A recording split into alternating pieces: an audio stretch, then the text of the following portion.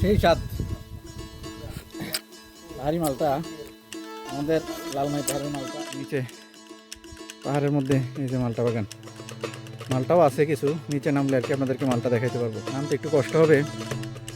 কারণ এই যে একদম খাড়া পাহাড়ি ঢাল এই নিচে নামবো ওই যে নিচে চলে নিচের দিকে যাই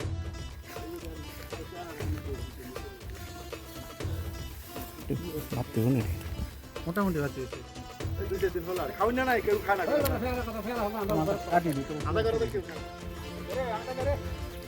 আমরা যাবো কত লো হ্যাঁ না ফেরা সামনে কিনা দেখা